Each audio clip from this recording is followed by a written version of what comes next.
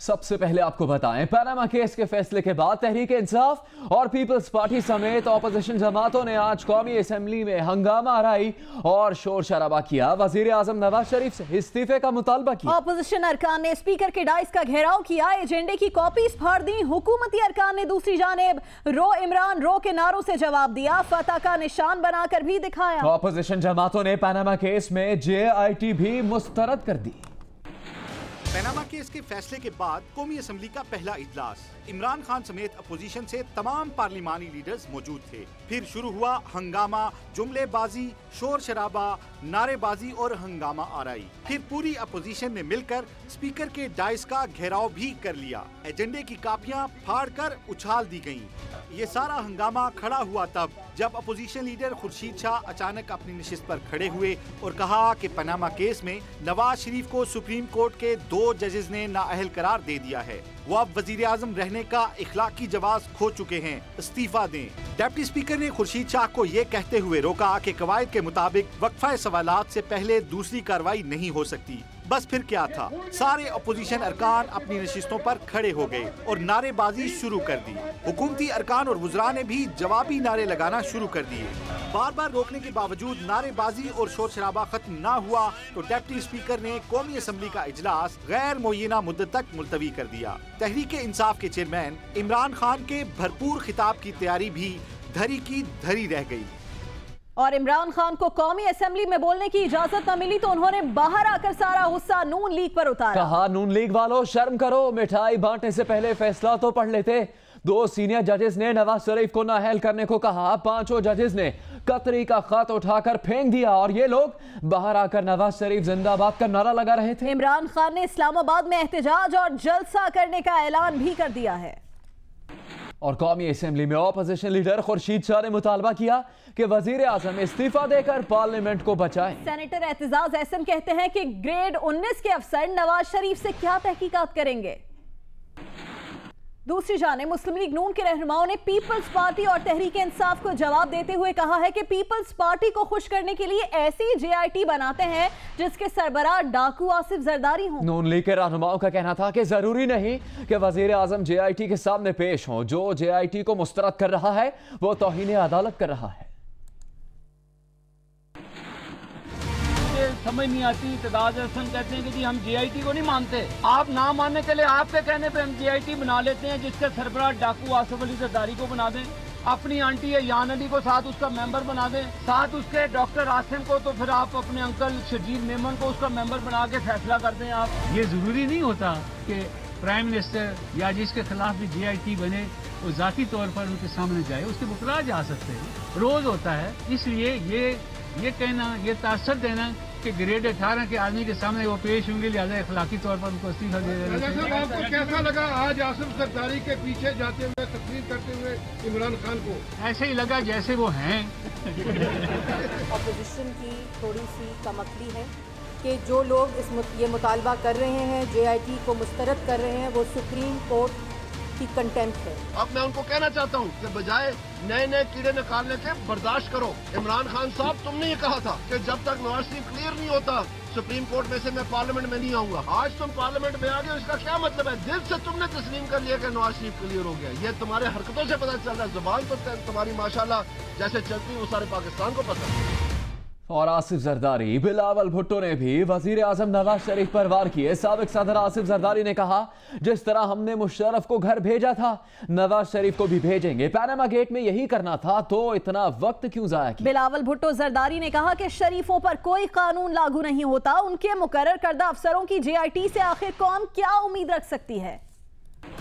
इस दफा हमने शरीफों को मिटाना है। सिंध की असेंबली ने रेजोल्यूशन पास कर दिया है, गो नवाज गो का।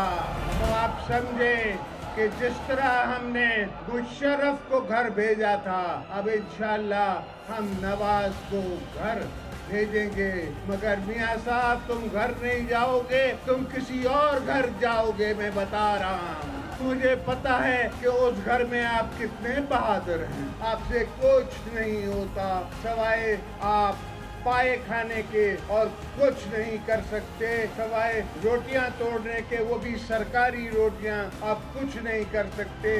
लांडी जेल में दोबारा खाना भेजने के लिए मैं तैयार हूँ। मियां साहब कुछ तो हया करें। हम हर तरफ से आपके पीछे लगे रहेंगे, लगे रहेंगे, लगे रहेंगे। जब तक आपको निकाल के नहीं रहेंगे हम आपके पीछे लगे रहेंगे। ये मेरा पहला जलसा है मियां साहब आपके खिलाफ। अभी तो मैं इब्तिदाई इश्क किया है, आप देखिए आगे क्या होता है। अब आप सोच सकते हैं कि किस हद तक ये बेईमान है। इनने हर किस्म की बेईमानी की है, इन हर किस्म से कौम का हक लूटा है। हम इनसे कौम का हक वापस लेंगे। एक मर्तबा फिर साबित हो गया है कि यहाँ पर दो पाकिस्तान और दो कानून। एक कानून इन शरीफों के लिए है और दूसरा कानून इस मुल्क के गरीब के लिए। थोड़ी से भी शर्म हया है तो फौरी इस्तीफा दे।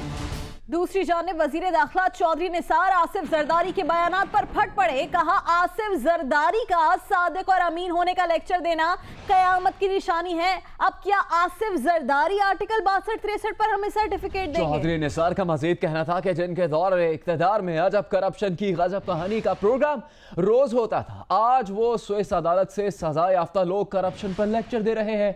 अदालतों के ऊपर अदालत ना लगाएं, फैसला तस्लीम करें।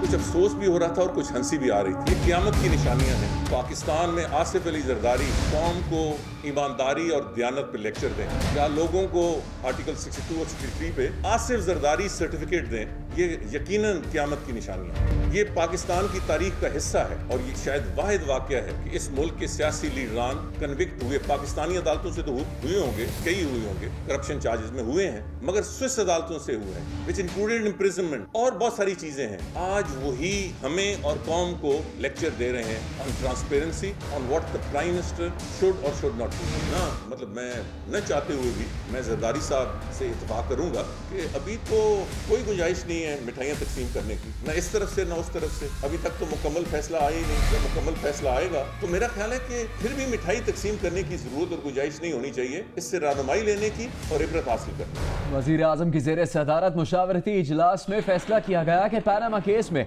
सुप्रीम कोर्ट का फैसला तस्लीम किया जाएगा। कुछ तहफ़्फ़ुज़ात हैं मगर उन्हें बहाना नहीं बनाया जाएगा। JIT से भरपूर ताउन करेंगे। इजलास में कहा गया कि ऑपोजिशन इंतशार चाहती है मगर कामयाब नहीं होगी। ऑपोजिशन ने पहले कहा कि अदालत का फैसला मानेंगे, अब भाग गई है। वज़ीर आज़म नवाज शरीफ ने कहा कि पहले ही कहा था जो भी फैसला आया कबूल करेंगे, अब भी इस बात पर कायम हैं। पनामा केस में सुप्रीम कोर्ट के फैसले के बाद वज़ीर आज़म की ज़ेरे सदारत पहला मुशावरती इजलास। इस अहम इजलास में मरियम नवाज भी मौजूद थी। राय के मुताबिक इजलास में तय पाया कि सुप्रीम कोर्ट के फैसले पर मिनुअन अमल किया जाएगा। अदालती फैसले पर कुछ तहफ़्फ़ुज़ात जरूर हैं लेकिन उन्हें बहाना नहीं बनाया जाएगा। हुकूमत आइन और कानून की पासदारी करेगी। JIT से भरपूर ताउन किया जाएगा। सुप्रीम कोर्ट के उठाए गए 13 सवालात का जवाब दिया जाएगा। राय के मुताबिक वज़ीर आज़म मोहम्मद नवाज शरीफ ने अज़्म जाहिर किया कि पहले भी कहा था फैसला जो भी हो मानेंगे, आज भी उस पर कायम हैं। अदालतों के फैसलों का एहतराम करते हैं। इजलास में वफाकी वुज़रा ने वज़ीर आज़म की क़यादत पर मुकम्मल एतमाद का इजहार किया। ये भी कहा गया कि वज़ीर आज़म अवाम के वोटों से मुंतखब हुए हैं, वो आज भी अपने ओहदे पर बरकरार हैं। अपोजिशन इंतशार चाहती है मगर कामयाब नहीं होगी। अपोजिशन ने पहले कहा अदालत का फैसला मानेंगे, अब भाग गई है। इजलास में कानूनी माहिरीन ने फैसले पर तफसीली ब्रीफिंग दी। JIT के हवाले से आइंदा की हिकमत भी तय की गई। और इससे पहले पार्लिमानी ऑपोजिशन जमातों ने वजीर आजम नवाज शरीफ से मुस्ताफी होने के मुतालबे पर मुकम्मल इत्तेफाक किया। ऑपोजिशन ने वजीर आजम के असासों की तहकीकात के लिए JIT तश्कील देने के फैसले को मुस्तरद कर दिया। पार्लियामेंट में अपोजिशन जमातों का खुर्शीद शाह और एतजाज अहसन की सरबराही में इजलास में पानामा पेपर्स केस में सुप्रीम कोर्ट के फैसले पर मुशावरत की गई। सेनेटर एतजाज अहसन और फारूक एच नाइक ने इजलास को सुप्रीम कोर्ट के फैसले पर ब्रीफिंग दी। इजलास को बताया गया कि वज़ीर आज़म के असासों के मामले पर JIT की तहकीकात शुरू होने से पहले FIR का दर्ज होना जरूरी है। अपोजिशन जमातों ने मुतालबा किया कि सुप्रीम कोर्ट के फैसले के बाद वज़ीर आज़म नवाज शरीफ मुस्तफ़ी हो जाएं, वरना पार्लियामेंट को चलने नहीं देंगे। इस सवाल पर कि ऐवान में मुश्तरका एहतजाज के साथ साथ क्या अपोजिशन जमातें ऐवान से बाहर भी मुश्तरका एहतजाज करेंगी, अपोजिशन लीडर खुर्शीद शाह का कहना था इस मामले पर भी गौर जारी है। हम जमहूरी लोग हैं, किसी पर दरवाजे बंद नहीं करते। अवामी मुस्लिम लीग के सरबराह शेख रशीद अहमद ने कहा है कि 2 पर्चों में फेल और 3 पर्चों के दोबारा इम्तिहान के बावजूद कहा जा रहा है कि पप्पू पास हो गया। शेख रशीद ने यह भी कहा कि JIT जाती उम्रा तहकीकाती टीम होगी। ये JIT जो इन्होंने बनाई है, जाती उम्रा इन्वेस्टिगेशन अथॉरिटी, उसकी कोई हैसियत नहीं होती। और ये जो लोग फजूल मिठाइयां बांट रहे हैं, 2 मजमून में फेल हो गए हैं, 3 में कंपार्ट आई है और बच्चा कह रहा है मैं पास हो गया। ये पप्पू पास नहीं हुआ, ये फेल हो गया। वजीर मुमलिकत आबिद शेर अली ने ऑपोजिशन जमातों पर एक साथ तीर बरसा दिया। कहा नए नए निकाह हो रहे हैं। टोपी वाले मौलवी ने पीपल्स पार्टी और PTI का निकाह पढ़ा दिया। अगरचे आबिद शेर अली ने तो निकाह की बात बाद में की, मगर पीपल्स पार्टी के रहनुमाओं ने अमीर जमात इस्लामी की आवभगत उसी तरह की जैसे बारात में निकाह ख्वां की होती है। अभी सिराजुल हक साहब बोल ले। इजाजत है? जी सर इजाजत है। जी जी जी हमारे मसरूफ हैं। आपका मैंने आज शुक्रिया कि ये सारा जो साथ दिया सारी अपोजिशन सेनेट में कांग्रेस। कुर्बतों के ऐसे इजहार ने गोया आबिद शेर अली का काम मजीद आसान कर दिया, जिन्होंने ऑपोजिशन की तीनों बड़ी जमातों को एक ही सांस में लपेट दिया। आज हम देख रहे हैं कि नए नए निकाह हो रहे हैं यहाँ पर। एक ही स्टेज पर PTI भी खड़ी है, डाकुओं की जमात पीपल्स पार्टी भी खड़ी है, और आज मैंने देखा यहाँ पे वो टोपी वाले भी खड़े हैं। मौलवी साहब ने निकाह पढ़ा दिया लेफ्ट और राइट पे। और अभी आपको एक खबर दें कि पाकिस्तान में पकड़े जाने वाले भारतीय जासूस कुलभूषण जाधव के बारे में खुद भारतीय मीडिया ने सवालात उठा दिए हैं। मशहूर भारतीय सहाफी करण थापर ने भारतीय हुकूमत से पूछा है कि कुलभूषण ने 2-2 पासपोर्ट्स क्यों बना रखे थे। कुलभूषण ने अपनी मां को अपने जाली नाम से फ्लैट क्यों लेकर दिया। भारतीय हुकूमत ने कुलभूषण को जाली नाम से पासपोर्ट रखने की इजाजत आखिर क्यों दी। भारतीय हुकूमत ने मामले में तहकीकात के लिए ईरान को कहा था, फिर उसने तहकीकात के बारे में ईरान से पूछा क्यों नहीं। और रॉ के साबिक सरबराह AS दलित ने यह क्यों कहा कि कुलभूषण जासूस हो सकता है। अभी आपको खबर दें कि जनरल रिटायर्ड राहील शरीफ को हुकूमत पाकिस्तान से NOC मिल गया। खुसूसी तैयारे से रियाज रवाना हो गए। साबिक आर्मी चीफ 39 इस्लामी ममालिक के फौजी इत्तेहाद की कमान संभालेंगे। 5000 पाकिस्तानी फौजियों की भी सऊदी अरब रवानगी शुरू हो गई है। वजीर दिफा ख्वाजा आसिफ का कहना है कि राहील शरीफ को GHQ की मंजूरी से NOC जारी किया गया। जनरल रिटायर राहील शरीफ को लेने के लिए सऊदी अरब का खसूसी जेट त्यारा दोपहर 12 बजे लाहौर के इलामा इकबाल इंटरनेशनल एयरपोर्ट पहुंचा। त्यारे को हज लॉन्ज के बाहर पार्क किया गया। साबिक आर्मी चीफ जनरल रिटायर राहील शरीफ, उनकी अहलिया, बेटा, ADC, एक बुजुर्ग खातून और एक प्राइवेट शख्स त्यारे में सवार हुए। खसूसी जेट त्यारा इन तमाम अफराद को लेकर दोपहर 1 बजे सऊदी अरब के लिए रवाना हुआ। जनरल रिटायर्ड राहील शरीफ और उनके हमरा सफर करने वालों का सामान भी त्यारे में ही लोड किया गया। जनरल रिटायर्ड राहील शरीफ ने रवानगी से कबल एयरपोर्ट पर अमले के अरकान से मुसाफा भी किया। अदनान मलिक, जियो न्यूज़, लाहौर। मुशीर कौमी सलामती नासिर खान जंजुआ ने कहा है कि राहील शरीफ के इस्लामी फौजी इत्तेहाद के सरबराह बनने से पाकिस्तान को फायदा होगा। उन्हें NOC देने का फैसला पाकिस्तान के मफाद को सामने रखते हुए किया गया है। और मशाल कत्ल मुकदमे का एक और मुल्जिम मलखंड एजेंसी से हिरासत में ले लिया गया। गिरफ्तार 3 मुल्जिमान जुडिशल मजिस्ट्रेट की अदालत में पेश किए गए, जिनमें यूनिवर्सिटी सुपरिटेंडेंट अफसर खान, ऑफिस असिस्टेंट सज्जाद और तालिब इल्म वलीद शामिल था। मुल्जिमान ने इल्जामात तस्लीम करने से इनकार कर दिया। अदालत ने 4 मई तक इन अफराद को जुडिशल रिमांड पर जेल भेज दिया। इस्लामाबाद में FIA के अमले के साथ मुबैना बदसलूकी करने वाली 2 खवातीन को पेशावर एयरपोर्ट से बैरून मुल्क जाने से रोक दिया गया। FIA के मुताबिक दोनों खवातीन के खिलाफ FIR दर्ज है और तहकीकात मुकम्मल होने तक उन्हें मुल्क से जाने की इजाजत नहीं दी जा सकती। बादशाह खान इंटरनेशनल एयरपोर्ट पर मियां बीवी और बेटी निजी एयरलाइन की परवाज के जरिए नॉर्वे जा रहे थे कि FIA एहलकारों ने दोनों खवातीन को जहाज पर जाने से रोक दिया। FIA हुकाम के मुताबिक खवातीन के साथ मौजूद मर्द को जाने की इजाजत दी गई, ताहम वो अपनी मर्जी से परवाज पर सवार नहीं हुए। लाहौर और मुल्तान में जाली जूस तैयार करने वाली 3 फैक्ट्रीज पकड़ी गईं। पंजाब फूड अथॉरिटी के छापे में तीनों फैक्ट्रीज से 80,000 लीटर जूस, कोल्ड ड्रिंक्स और 45,000 लीटर का खाम माल बरामद करके फैक्ट्रीज को सील कर दिया गया है। Director food operation Rauf Haider के मुताबिक तीनों फैक्ट्रीज लाइसेंस के बगैर काम कर रही थी, जबकि जूस की तैयारी में फ्रूट इस्तेमाल ही नहीं किया जा रहा था। और साबिक मुशीर पेट्रोलियम डॉक्टर आसिम हुसैन ने दावा किया है कि गुज़श्ता रोज एक सफेद डबल कैबिन गाड़ी और स्याह रंग की कार ने उनकी गाड़ी का ताक़ुब किया। कार में सवार 4 अफराद में से एक ने पिस्तौल ताना, मगर सिक्योरिटी एहलकारों के पहुंचने पर फरार हो गए। डॉक्टर आसिम ने इस वाक़े की FIR दर्ज कराते हुए कहा है कि नामालूम अफराद उन्हें अगवा या कत्ल कराना चाहते हैं। सिक्योरिटी में इजाफा किया जाए। पेशावर से असलहा पंजाब स्मगल करने की कोशिश नाकाम बना दी गई। पुलिस ने मोटरवे इंटरचेंज पर स्मगलर को गिरफ्तार करके गाड़ी जब्त कर ली। मुश्तबा गाड़ी से तलाशी के दौरान 32 पिस्तौल, 10 क्लाशनकोफ और 2 बंदूकें बरामद हुई। पनामा केस के फैसले के बाद ऑपोजिशन के ग्रैंड अलायंस के लिए कोशिशें शुरू हो गई। अमीर जमात इस्लामी सिराजुल हक ने लाल हवेली में शेख रशीद से मुलाकात। सिराजुल हक कहते हैं हुकूमत को पनामा के फैसले में उबूरी जमानत मिली है। सुना है आइंदा इलेक्शन के लिए हेलीकॉप्टर खरीदकर हॉलीवुड के अदाकारों से भी राब्ते जारी हैं। तहरीक इंसाफ ने आर्टिकल 209 के तहत चेयरमैन नैब के खिलाफ सुप्रीम जुडिशल काउंसिल से रुजू करने का ऐलान कर दिया। PTI तर्जुमान फवाद चौधरी का कहना है कि पनामा फैसले के बाद चेयरमैन नैब मतनाज़ा हो चुके हैं। फवाद चौधरी ने कहा कि अदालत वजाहत करे कि JIT की रिपोर्ट पर वजीर आजम की नाअहली का फैसला मौजूदा बेंच करेगा या नया बेंच फैसला देगा। वजीर कानून पंजाब राना सनाउल्लाह ने कहा है कि ऑपोजिशन की तमाम जमातें मिलकर भी वजीर आजम से इस्तीफा नहीं ले सकती। वजीर आजम के मुशीर अमीर मकाम कहते हैं कि आसिफ अली जरदारी शॉर्टकट के चक्कर में हैं, लेकिन उन्हें रास्ता नहीं मिलेगा। मई 2018 से पहले अगर ये सारे मिलके भी जोर लगाएं कि मियां नवाज शरीफ 30 मई 2018 को इस्तीफा दे दें, तो ये भी नहीं होगा। ये बिल्कुल 31 मई 2018 को रात 12 बजे के बाद ये अमल होगा। अगर जरदारी साहब अखलाकियात का बात कर ले तो बच्चे भी आंच जाते हैं कि यार जरदारी साहब ने बात ही की। अभी कोई शॉर्टकट रास्ता ढूंढ रहे हैं, मगर मैं उसको कहता हूँ कि वो टाइम गुजर गया है, कोई शॉर्टकट रास्ता मिलेगा नहीं।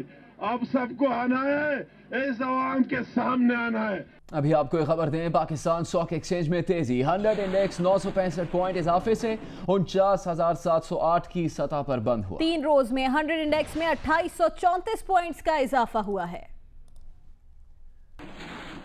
विफाकी वजीर दाखिला चौधरी निसार ने कहा है कि उन्हें डॉन लीक्स की तहकीकात का इब्तदाई खाका मौसूल हो गया है, ताहम मुकम्मल रिपोर्ट आइंदा हफ्ते मंगल तक मौसूल हो जाएगी। टैक्स विला में प्रेस कॉन्फ्रेंस के दौरान चौधरी निसार ने बताया कि उन्हें इंक्वायरी का इब्तदाई खाका मौसूल हुआ था, लेकिन कुछ चीज़ें बाकी रहती थी।